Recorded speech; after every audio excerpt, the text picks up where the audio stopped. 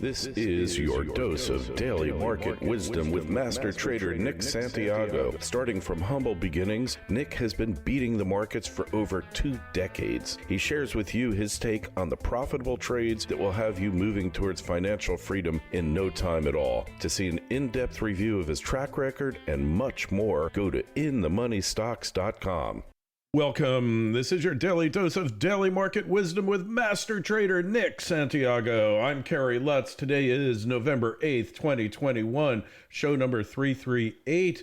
Well, the title of this episode just writes itself, Nick. It's More Musk Madness. Yeah, you have to chuckle at it, but Elon Musk, he just loves putting things out on Twitter. The latest one is where he says, should he sell 10% of his Tesla stock? And the guy is the ultimate showman, and he certainly knows how to get a rise out of the Twitterverse. I have to say it's quite something to listen to some of this stuff. Yeah, well, the inside story is he's got a $15 billion tax liability coming up because he was granted 22.8 million options back in 2012 when the company was virtually worthless, especially compared to now.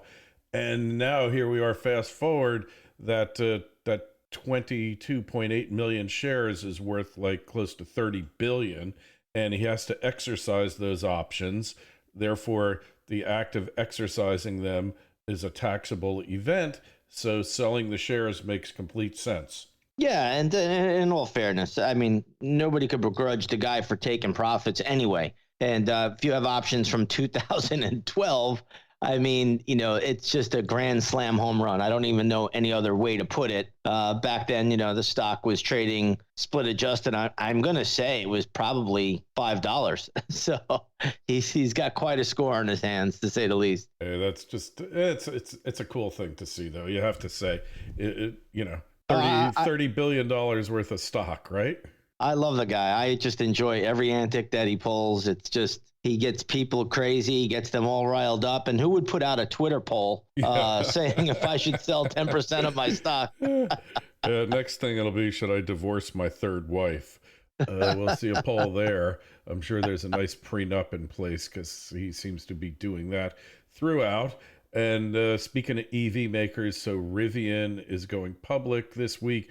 They make a really cool looking SUV and pickup truck, unique in that they've got a order for 100,000 of their vans from Amazon. So it's kind of like a no-brainer here. But the question is, will they be able to actually put these trucks out, produce them? That's where the test comes. Yeah, I mean, they have backing, I guess, from Amazon and also from Ford, but it's going to be put out at a $65 billion valuation. So that's really where I get hung up and say, $65 billion, they haven't even produced a single car yet, or truck or anything that they do put out in the EV market.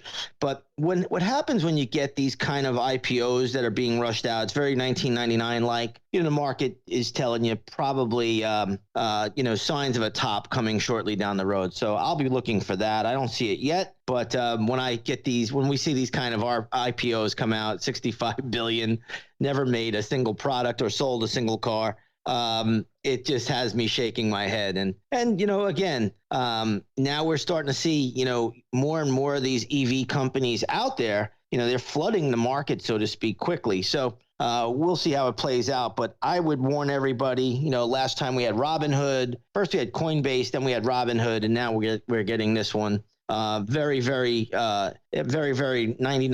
reminiscent of 1999. Yeah, hey, they're partying like it's 1999, Nick. They are, and you know the easy money is still out there, even though the Fed did taper $15 billion worth. So you know there's just buying $105 billion now of mortgage-backed securities and U.S. Treasuries. So there's still easy money, but you could see how these things are getting pushed to market pretty quickly now.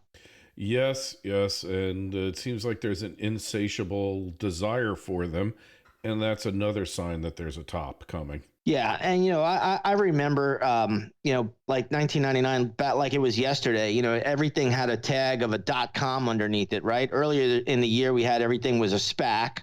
Now we're getting everything's in our something to do with EV, whether it's a charging station or it's an EV maker. it's always the same thing. Nothing ever changes in the market. It's just the players change a little bit. A little bit, the hand, the more thing, the old saying, and it's got a couple additions to it.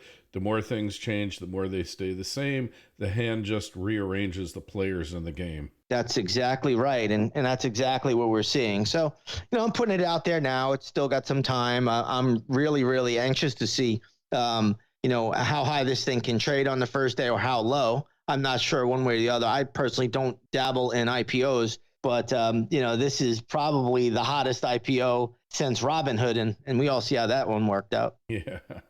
Hey, so Bitcoin is again testing its recent highs. Yeah, Bitcoin is on fire here. So again, we talked about that last week, that it probably is going to make its move up towards the 70,000 level. And, today we're at 67,000. So we're not too far away, really a stone throw for Bitcoin, but it's having another good day. And it looks like everybody is hot on this new DeFi. Apparently, I didn't even know what DeFi meant. I had to look it up. And decentralized finance, yes. Yeah, decentralized finance. That's where the crypto market will start to build financial applications like lending and trading on the blockchain. So this is like the new hot topic this weekend. And, crypto is a beneficiary. But for me, it's always about the chart. The chart, is consolidating, and now it's making a run at the old highs. And we'll see if it gets up to that 70,000. I think that's a little bit of a sticking point. Yeah, well, I think it's inevitable. It's going to hit that, probably go six figures before the end of the year. Just surprised it didn't go down as low as it, by all rights, the chart said it should have. But if we get another parabolic spike, we'll see where it goes then, because we know Bitcoin will crash when it gets a parabolic spike. Well, anything that goes parabolic has to come down virtually parabolic too. So right now it's had a nice little move, and it never violated its 20-day moving average on the Bitcoin future chart. I also looked at the commercial money, which is something that I've been adding into my Bullseye report each and every night for the membership, each and every week, I should say. And the commercial money, believe it or not, they're still net long Bitcoin. So I always watch them. They're a good indication for me, and they're still in there. All right. Well, you got to be in it to win it, right? So, hey, let's see where we go. Finally, gold and silver. They had a very nice move on Friday, and looks like a little bit of follow through. They're kind of, up a little bit. Yeah, you got it. It's a good day because you had a really good day on Friday, not just a minor day. Friday was a very good day for gold futures. And remember what I've been saying, if gold futures can close above the 1811 level, 1810.60 to give you the exact number, and they did that on Friday, closing at 1816. I think we're going to see gold test 1860. Now, it's not going to go up in a straight line, but that is my upside objective for gold futures right now, right up to 1860. I think that 1860, 1865 will be a sticking point and a resistance point where, you got to be a little bit careful. But I do think it has the ability to get up to that level now. There may be some backing and filling. Also, remember, not this week, but next week is going to be options expiration, and gold is always vulnerable during options exit, it seems. At least this year. Yeah. So, but it's not a quad witch hour, right? So no. That only, this is just a regular options expiration for the month of November. There's no quad witch. Yeah. So that's a little bit encouraging, but it's kind of like, it looks like it just seems to be trading a little differently now, right?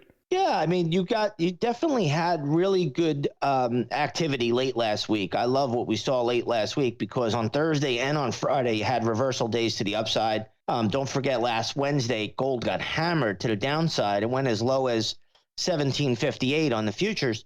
Now it's at 1821, 1822.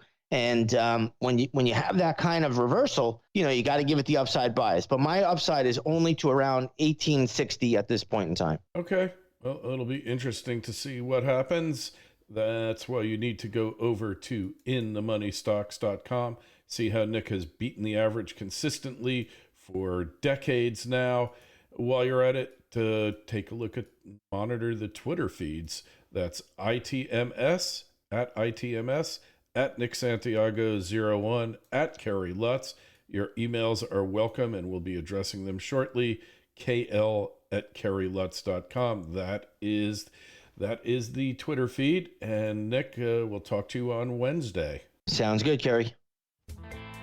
This is your dose of daily market wisdom with master trader Nick Santiago. Starting from humble beginnings, Nick has been beating the markets for over 2 decades. He shares with you his take on the profitable trades that will have you moving towards financial freedom in no time at all. To see an in-depth review of his track record and much more, go to inthemoneystocks.com.